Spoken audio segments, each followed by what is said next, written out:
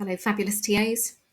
Being a TA can be tricky, especially at times when you are applying for a new job, getting used to a new school, trying to get your head around safeguarding and working with colleagues who seem to go out of their way to be difficult. So, in this video, I'm going to give you 100 tips that will help you deal with challenging TA situations.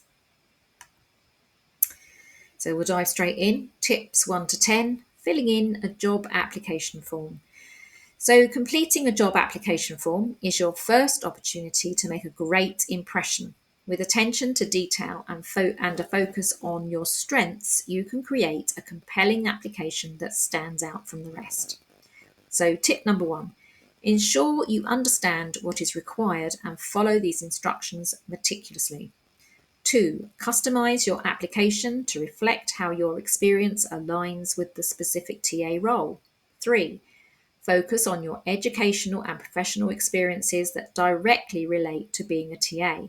4, employ verbs and convey action and responsibilities such as developed, managed, or implemented. 5, whenever possible, add numbers to substantiate your achievements. 6, keep your language straightforward and avoid unnecessary jargon or complex vocabulary. 7, check for grammar, spelling, and punctuation errors. 8, emphasize interpersonal and organizational skills crucial for a TA. 9, note any courses or workshops that have prepared you for a TA role. And 10, have someone else review your application before submitting it, because the brain sort of screens out, it will see what it expects to see. So get someone who hasn't been reading it over and over again to have a look at it. Tips 11 to 20, attending an interview. The interview is your chance to bring your application to life and build a genuine connection with potential employers. Approach it with confidence and preparation to make the most of the opportunity. Tip 1, understand the school's culture, values, and educational approach. You can use their website to do that. 2, prepare thoughtful responses and examples that showcase your skills and experience. 3, choose attire, clothes, that is appropriate and professional for a school setting. 4, arrive early to demonstrate your reliability and to ease any last minute nerves. 5, have copies of your references and any educational certificates. 6, structure responses to competency, if I can say it, questions by describing the situation, task, action, and result. So the STAR method. 7, show your interest in the role and the institution by asking relevant questions. 8, maintain eye contact, smile, and keep an open posture. 9, so that means, don't have your arms folded and your head down. 9, send a thank you email reiterating your interest and appreciation for the opportunity. 10, note what went well and what could be improved for future interviews. Tips 21 to 30, the early days of being a new TA. Starting your journey as a TA can be both enjoyable and challenging. Embrace the new beginning with enthusiasm and an open mind. These days are your foundation, setting the tone for your role and impact. 1, familiarise yourself with the school's policies, procedures, and curriculum. 2, watch how experienced TAs and teachers manage their responsibilities. 3, get to know staff and faculty. Their support will be invaluable. So when I say faculty, that's a I don't know why I'm using that word. The senior leadership team. 4, don't hesitate to seek clarity or assistance. It shows your commitment to doing well. 5, keep a journal of daily experiences and things you've learned, but don't put anybody's names in there. 6, be willing to adapt to unexpected changes or needs. 7, keep your materials and schedule well organised to manage your tasks effectively. 8, think about how you can make a positive impact in your role. 9, attend workshops and training sessions to enhance your skills. And 10, stay optimistic and patient as you navigate your new environment. Tips 31 to 40. Fitting into a new team. Integrating into a new team is crucial for long-term success and satisfaction in your TA role. It's about building trust, respect, and camaraderie. Show your team that you're eager to collaborate and contribute positively to the group dynamics. So, tip 1, share your thoughts positively and listen actively to your colleagues. 2, demonstrate your willingness to assist others.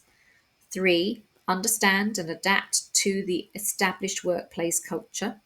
4, join in on team lunches or outings to build rapport. 5, acknowledge the contributions and strengths of your colleagues. 6, maintain a professional demeanour in all interactions. 7, find someone experienced who can provide guidance and support.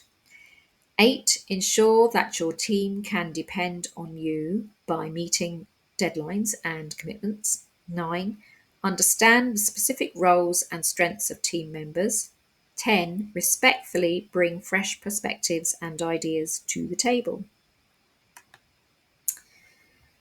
Tips 41 to 50, getting to know the students. So building relationships with your students is fundamental to being an effective TA. Approach this with a balance of warmth and professionalism to foster a supportive learning environment where students feel valued and understood. So tip 1, make an effort to remember and use students' names correctly.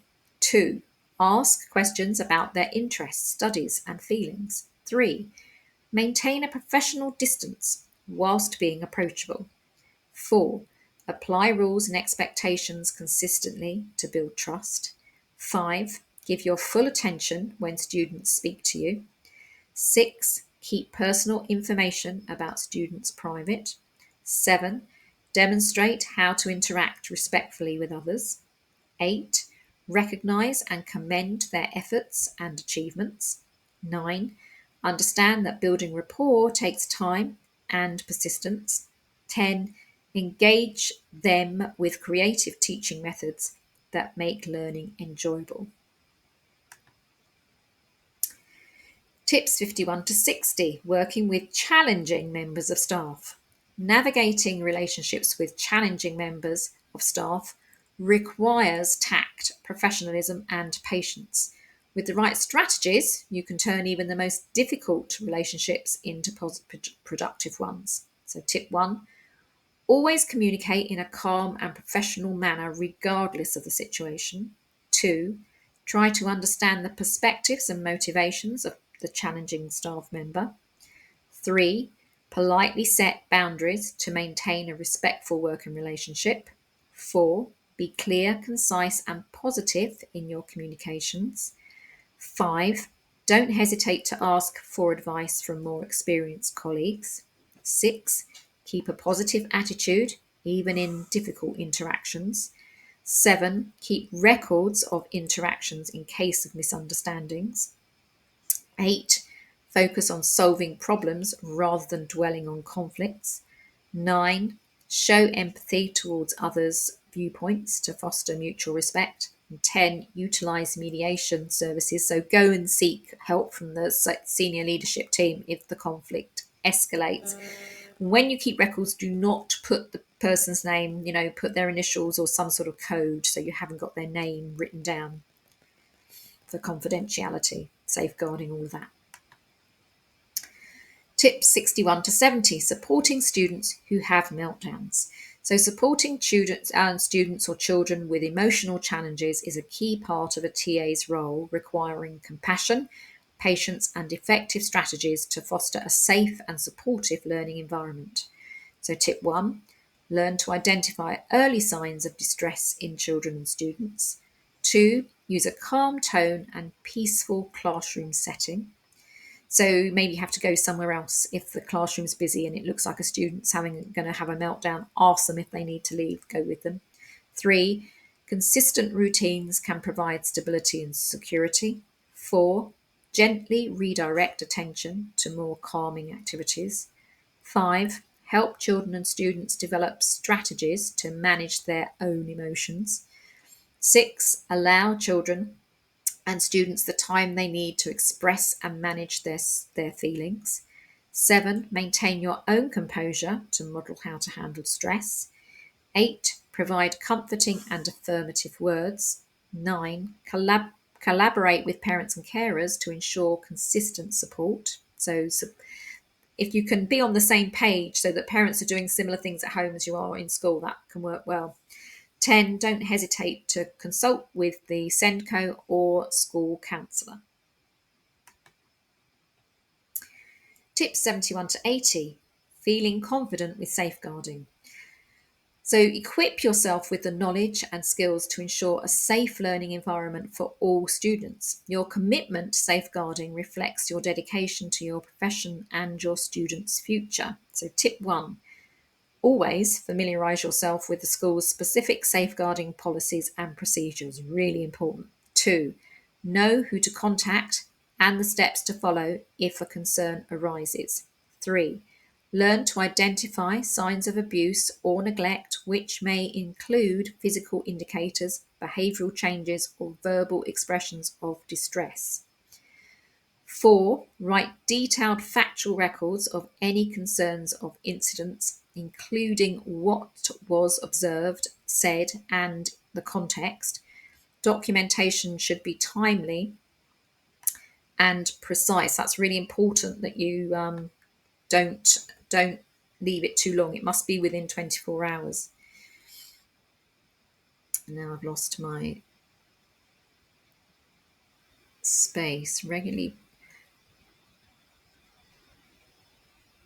5, ensure that your interactions with students are open and observable by others to maintain transparency. 6, regularly participate in safeguarding training to stay updated on the latest guidelines and practices. 7, foster an atmosphere where children feel safe to express themselves and report any discomfort or abuse they may experience. 8, strive to be approachable so that students feel comfortable disclosing sensitive information to you, knowing it will be handled with care and professionalism. Now, my screen has run out of room, so tips 9 and 10 have disappeared. So I will put them in the description section, all right, so you don't miss out on those. I'll put them in the description section below this video. Sorry about that, technology. Tips 81 to 90, feeling a lack of confidence. So everyone experiences days with low confidence. Embracing strategies to boost your mood and self-esteem can help you overcome these feelings and perform at your best. So tip 1, start your day with positive statements about your abilities. It's really important. People think that, that won't work, but if you keep telling yourself positive stuff, your brain will absorb it. 2, wearing clothes that make you feel confident can boost your mood, but make sure they're appropriate for school. 3, complete small tasks to build confidence throughout the day. 4, engage with supportive colleagues and friends. 5, physical activity can significantly improve your mood. It definitely can. 6, engage in mindfulness exercises to reduce stress and anxiety. It does work. 7, acknowledge and celebrate your successes no matter how small. 8, constructive feedback can guide your improvement and boost confidence. 9, spend a few minutes visualizing a successful day. That's what all successful athletes do. 10, gain motivation from the success stories of others. If it can happen to them, it can happen to you. Tips 91 to 100, managing the sheer volume of work. So managing workload efficiently is crucial for maintaining your sanity and delivering your best. Effective time management strategies can transform your workday to a series of successes. So tip 1, identify the most urgent and important tasks each day. 2, keep a daily planner to track tasks and deadlines. I might have just the one actually. Keep an eye out for it. 3, tackle large tasks by breaking them down into manageable steps. 4, establish clear start and end times for work. 5. Where possible, minimize distractions to maintain focus. 6. Utilize the strengths of other team members by delegating tasks. 7. Leverage technology to save time and automate tasks. 8. Short breaks, like going to the stockroom, can improve focus and productivity, because we all know that that generally your time at break time is taken up with other stuff. So create those little short breaks for yourself. Going to look for a jumper, that kind of thing. 9, it's okay to say no to tasks that are beyond your capacity, or have a book that tells you how to say no politely. And 10, regularly assess and adjust your strategies to find out what works best for you. We got through another list. If you've been watching my other videos, you know that these are quite long lists. And so what I suggest you do now is to go back through the video and decide which ones you want to tackle first. You can't do them all. So which tips really resonate as something that puts you on edge a little bit? And as I've said in previous videos, that edgy feeling is simply an indication that you need to address something. So get a pen and a piece of paper and note down which tips you're going to work on first. And if you want to do it the easy way, I have created a notebook containing all 100 of these TAs in challenging situations tips. This notebook is great because the first 100 pages are lined notebook pages, which you can write anything you want in there. And then in the back, you'll find the 100 tips for for TAs in challenging situations, covering filling in a job application form, attending interviews, the early days of being a TA, fitting into a new team, getting to know the students, working with challenging members of staff, supporting students who have meltdowns, feeling confident with safeguarding, feeling a lack of confidence, managing the sheer volume of work. So this means that this notebook has got your back because you can discreetly look for information when you need it. But as far as everyone else is concerned, it's just a notebook. And alternatively, if you are the kind of person who just has got to have it now, I have this downloadable PDF in my Etsy shop, which could be yours in an instant. I will put the links to the notebook and the PDF in the description section below this video. And here's how to get to the description section if you're not sure. On your phone, tap on the little V under the video to expand the description section. On your laptop, click on Show More to expand the description section, and I've given you little yellow arrows to show you where to tap and click. I hope this video has helped. Do tell me in the comments if it has, or if there's anything else you would like to know. And thank you so much for watching. Please give this video a thumbs up and subscribe to my channel so that you know when I've created a new video to help TAs work at your most confident best. And don't forget to check out my 100 tips for teaching assistants in tricky situations. I don't think it's called that, it's called challenging situations notebook, and the PDF in the description section below this video. Thank you.